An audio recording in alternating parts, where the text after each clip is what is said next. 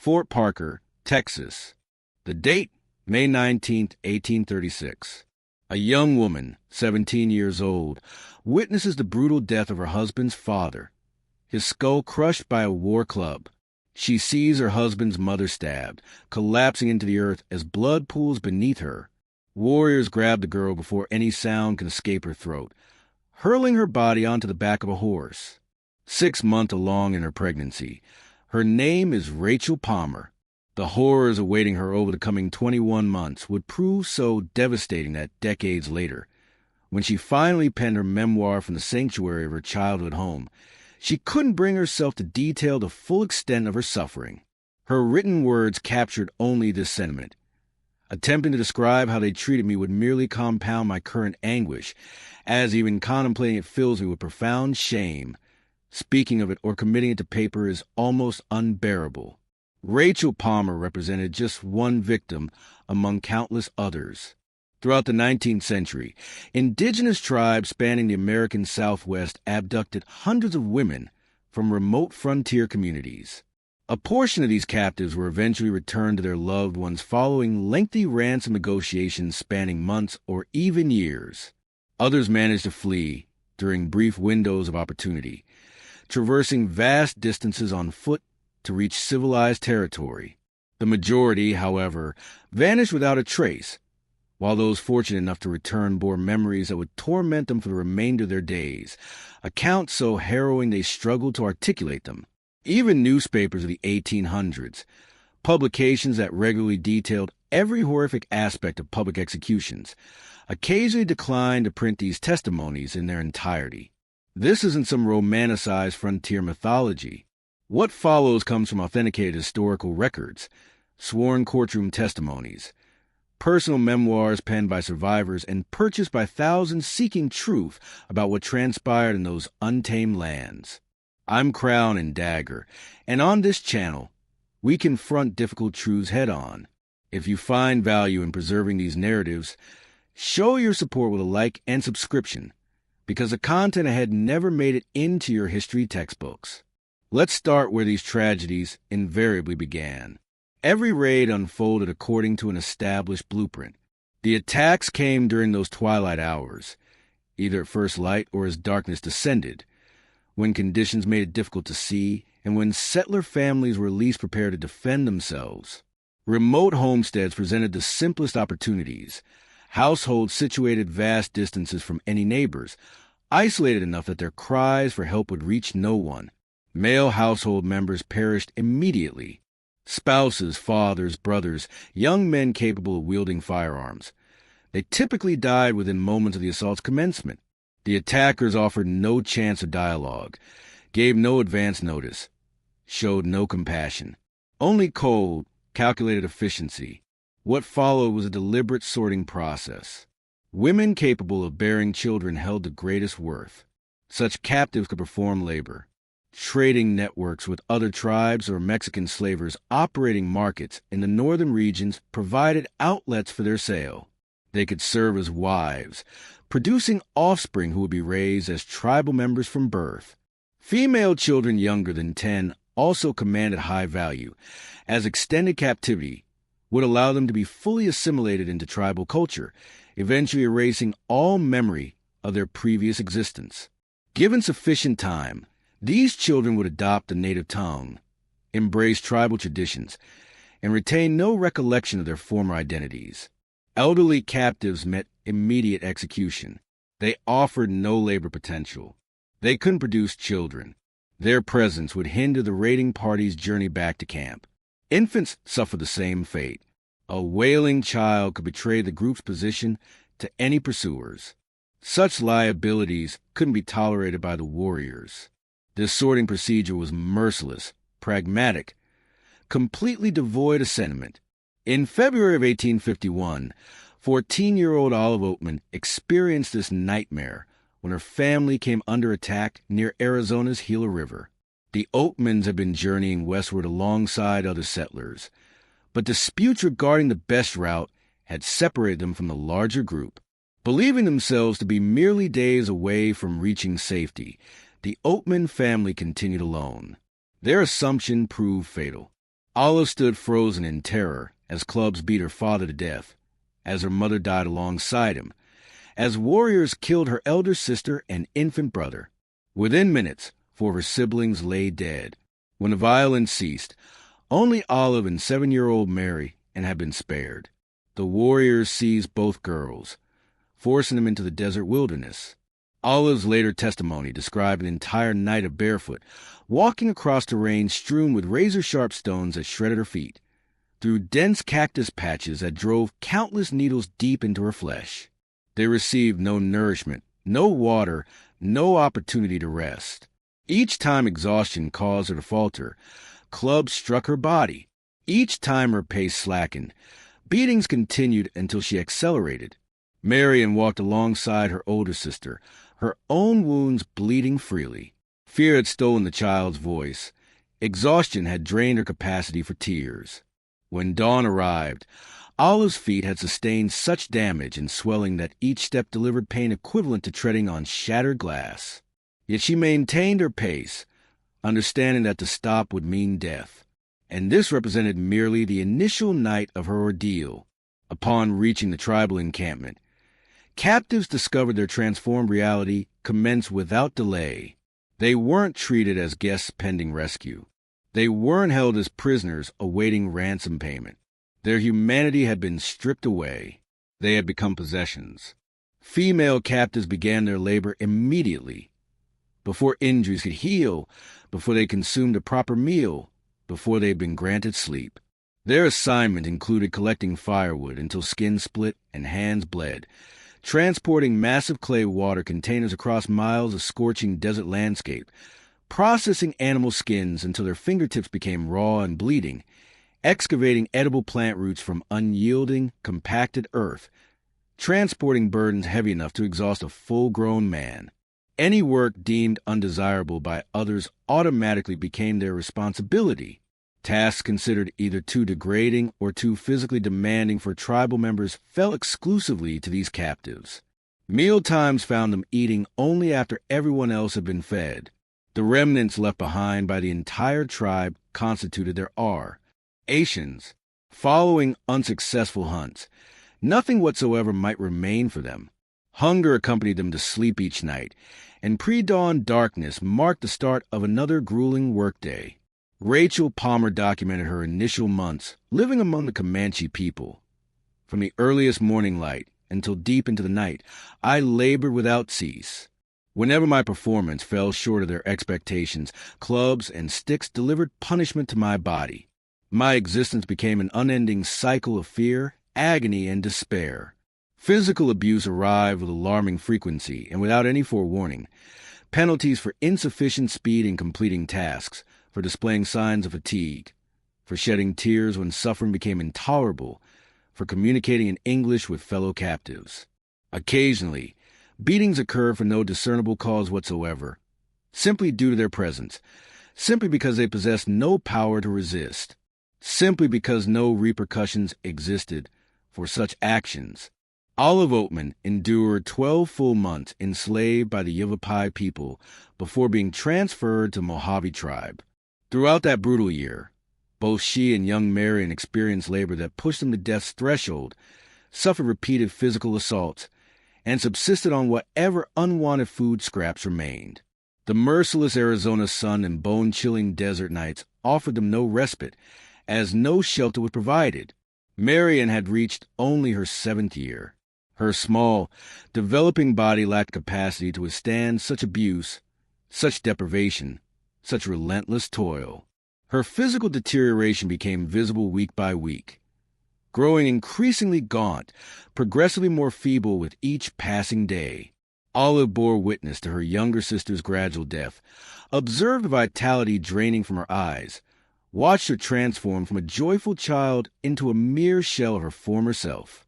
No intervention Olive could attempt would alter her sister's fate, yet the physical labor itself wasn't what ultimately destroyed these women's spirits. Nor was it the chronic hunger. The true breaking point came from what transpired when they defied their captors, or sometimes when they committed no transgression whatsoever. 13-year-old Matilda Lockhart fell into Comanche hands in Texas during 1838. She was merely a child, the daughter of farming people who had caused harm to no one. 2 excruciating years passed before her release during peace talks conducted in San Antonio throughout March of 1840. Texas officials who first laid eyes upon her condition found themselves rendered nearly speechless. Men hardened by frontier existence, individuals who had witnessed brutality throughout their entire lives, could only stand in stunned silence. Mary Maverick, a witness who assisted in bathing and clothing the girl following her liberation, later recorded her observations in her personal diary. Bruises and sores covered her head, arms, and facial features. Her nose had been burned down to the bone itself. The soft tissue at the tip had been completely destroyed, leaving a large scab covering the exposed bone. Both nasal passages remained exposed, stripped entirely of flesh. Speaking barely above a whisper, Matilda revealed the circumstances of her disfigurement. Tribal women had transformed tormenting her into entertainment. They would rouse her from sleep by applying burning sticks directly to her face. Her nose became their preferred target for this torture. Night after night, week upon week, month following month, her agonized cries provided them with amusement. The odor of her flesh charring elicited their laughter. Eventually, no tissue remained that could sustain further burning. Similar scarring marked her entire body. Burns marred her arms, her back, her legs. This evidence revealed systematic brutality that transcended mere punishment or behavioral correction, crossing into something far more sinister. Cruelty that existed purely to generate suffering. Mary Maverick documented that Matilda had been utterly degraded and would never hold her head high again. Matilda Lockhart never achieved recovery from the atrocities inflicted upon her. Neither her body, nor her mind, nor her soul would heal. 2 years following her rescue, she perished. Her physical form had sustained too much damage to sustain life. Her spirit had been too completely shattered to desire continuation. 15 years comprised the entirety of her existence. The tribes possessed sophisticated understanding of fire as an instrument of torture. Certain captives found themselves bound to the earth and subjected to slow burning. These flames were intentionally maintained at minimal size, extending the duration of agony across many hours.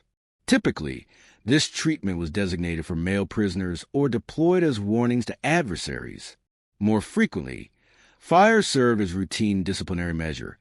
Heated metal implements pressed into flesh, smoldering coals positioned upon arms and legs, branches extracted directly from campfires and applied to faces to rouse captives from sleep or penalize trivial infractions. The scent of searing human flesh became an anticipated, commonplace occurrence. However, fire's most terrifying application emerged as group retribution, as vengeance following the Council House confrontation in San Antonio during March 1840. Where Texas authorities executed multiple Comanche leaders during proceedings intended as peace negotiations. The tribe responded by targeting the captives who remained in their possession. 13 prisoners were bound to the ground. Flames were constructed surrounding them. Small blazes, meticulously controlled blazes, engineered to inflict maximum torment over maximum duration. The ordeal consumed many hours. Among these victims was Matilda Lockhart's younger sister. She had lived only 6 years. When a different Comanche group arrived weeks afterward to negotiate for additional captives, they brought along a survivor who recounted every detail of what had transpired, every specific element, every scream that echoed. The intended message required no interpretation. Oppose us, and every person you cherish will endure unimaginable torment. Pause to consider this reality for a moment. These were women who had inflicted harm upon no one. Wives of farmers, daughters, mothers, children, torn from everything familiar to them, separated from everyone they cherished, then subjected to years of methodical suffering. Captivity lasted months for some, years for others, and decades for a few. Place yourself in their circumstances. How long would your survival have lasted? Share your thoughts in the comments section. Captives confronted yet another ordeal, a ceremonial trial engineered to shatter their will from the very first day. This practice bore the name running the gauntlet. The captive faced compulsion to sprint between two lengthy lines of warriors wielding lubes, sticks, whips, and any implement capable of inflicting pain. Every individual position in those rows delivered blows as the captive passed by. The objective was straightforward: reach the terminus while remaining upright. Anyone who collapsed received beatings until they regained their feet. Those unable to rise faced even worse consequences. The gauntlet fulfilled several functions simultaneously. It provided amusement for the tribe, a festive acknowledgement of the raid's success. It operated as a method to immediately crush the captive's will, demonstrating their new position in the hierarchy. And it functioned as an evaluation.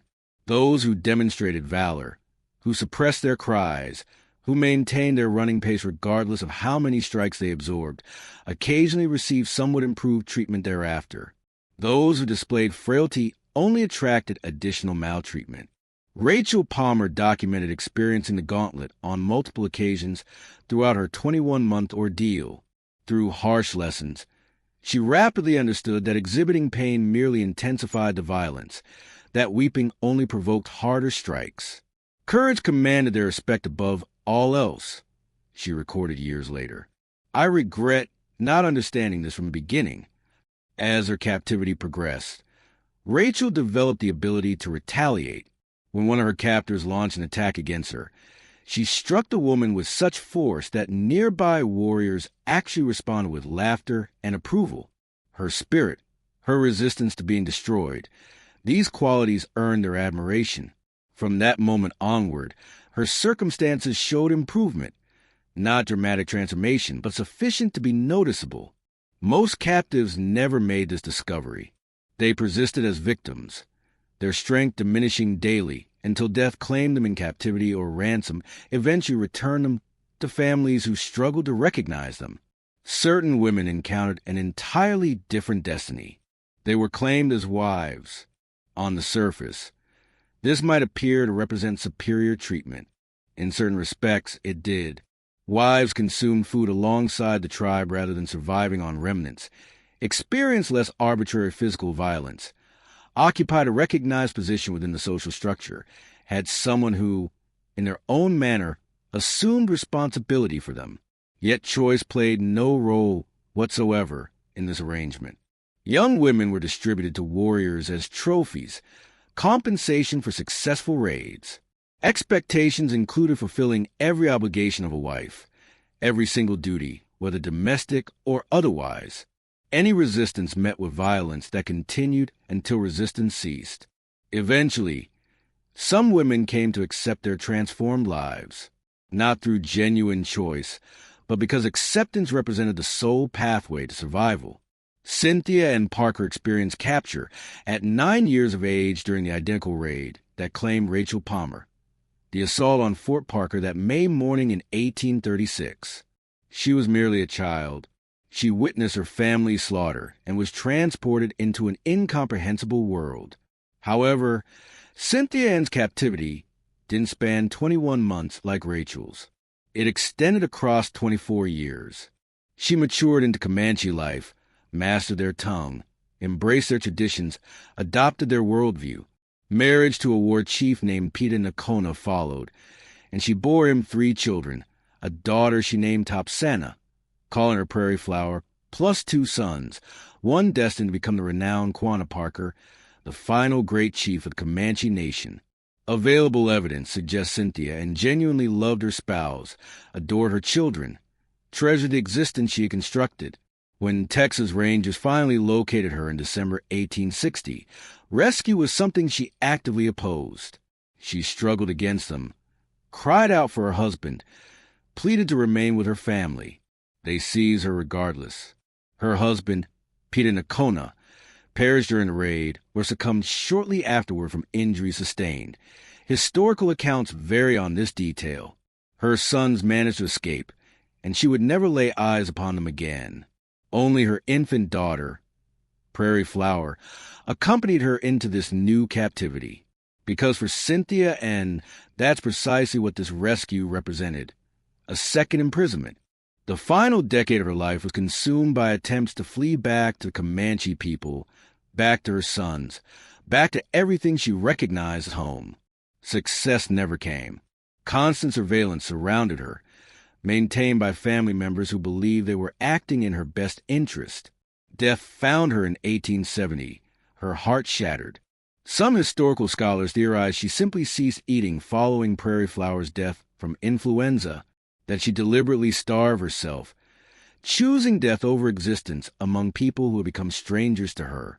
She had been saved from the only family her memory retained, and this salvation proved her undoing. Perhaps nothing exposes the savagery of frontier captivity more than what happened to children. Rachel Plummer's 2-year-old son, James, was ripped from her embrace during the Fort Parker assault. Throughout her captivity, she never glimpsed him again, yet it was her second child whose destiny continues to haunt historical records. 6 months into her imprisonment, Rachel delivered a son. For 6 weeks, she provided whatever care circumstances allowed. Then the warriors determined the infant was impeding her labor productivity. Her own account states, "They removed my child from my possession. I never witnessed him breathing again. I was 20 years of age." Rachel Plummer eventually secured her freedom through ransom payment. Upon their reunion, her father struggled to recognize his own daughter. Emaciation had ravaged her body. Scars marked her flesh. Her eyes contained something previously absent, a darkness that hadn't existed before. She authored her memoir, among the earliest captivity accounts, which found publication in Texas. Another pregnancy followed, culminating in the birth of a healthy son. 2 months later, death claimed her. Her body had simply surrendered. Her son, James, the toddler wrenched from her arms, ultimately gained his freedom through ransom and rejoined the family in 1842. He had reached 8 years of age. 6 years spent among the Comanche people had proven sufficient to completely erase all memory of his birth family. Following 5 years with the Mojave tribe, Olive Oatman secured her release. Her experience with the Mojave had differed markedly from the brutal treatment she'd endured under the Yavapai. They had incorporated her through adoption, allocated farmland for her use, marked her face with their sacred tattoos. Yet captivity remained her status. Departure was not permitted. When she finally entered Fort Yuma in 1856, her weight had plummeted to barely 80 pounds. Her English had deteriorated to the point where speech proved difficult. Words emerged with agonizing slowness, as though requiring translation from another tongue, and 5 blue lines across her chin proclaimed to every future acquaintance that another world had claimed and marked her. Olive achieved celebrity status. Lecture circuits, a published book, embodiment of frontier endurance. Marriage to a cattleman followed, along with quiet decades in Texas, yet complete restoration to her former self never materialized. Reports indicate her husband devoted years to purchasing and destroying every copy of her memoir he could locate, attempting to grant her peace from a past that refused release. Until her final day, she maintained a jar of Mojave mesquite seeds on her shelf, a modest token of an existence she could never entirely abandon. Historical estimates suggest that by the 1870s, at least 30% of Comanche, Kiowa, and Apache populations possessed captive lineage. The boundaries separating settler from native proved far less distinct than 19th century Americans preferred to acknowledge, considerably more intricate than the simplistic narratives pitting civilization against barbarism that newspapers eagerly disseminated. Complete assimilation claimed some captives. They achieved fluency in the language, embraced every tradition, married warriors, produced children who matured as full tribal members retaining zero memory of alternative existence. When rescue expeditions finally discovered them, when relatives journeyed hundreds of miles to restore them to their homes, they declined to depart. Transformation had occurred. They had become different people, and those different people had no desire to return. Others survived years of torment and emerged as fragments of their former selves. The walking wounded, incapable of complete healing, who recoiled from abrupt movements, who awakened screaming from nightmares decades following their rescue, who found themselves unable to convey to their families the true nature of their experiences because adequate vocabulary simply didn't exist. Thousands simply vanished, seized during raids, and never observed again. No memoirs exist to preserve their narratives. No testimonies document their anguish. No burial sites await their families' visits. Only names recorded in antiquated documents, entries within faded ledgers, and families who dedicated their remaining years to wondering, hoping, praying for information that never materialized. The frontier wasn't a realm populated by heroes and villains. It bore no resemblance to the romantic adventures depicted in cheap novels. It constituted a domain of survival, brutal, blood-soaked, uncompromising survival where all parties, from every direction, committed deeds that would haunt the territory for subsequent generations. Women who emerged from captivity carried their ordeals perpetually, manifested in their scars, in their silences, in those elements they couldn't compel themselves to document even within their personal memoirs, even years afterward, even within the sanctuary of home. Rachel Plummer recorded that certain experiences proved too horrific for description, that particular memories inflicted too much pain for verbal articulation. Matilda Lockhart's mutilated features communicated more powerfully than any language could achieve. Olive Oatman's blue tattoo broadcast her history to every individual she encountered throughout her remaining existence, a permanent inscription, a permanent reminder, a permanent narrative etched upon her flesh. They survived circumstances that should preclude survival. They endured treatment that should exceed human endurance. They continued living when countless others perished.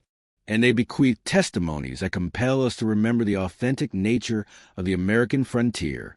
Not an adventure, not a tale of victory, a nightmare that persisted across generations. History designates these women as victims. And indeed they were, every single one. Yet they embodied something beyond victimhood. They were survivors. They were witnesses. They were the ones who returned to inform us of what transpired in locations beyond anyone else's observation, in territories the remainder of America chose to erase from memory. Their narratives hold significance.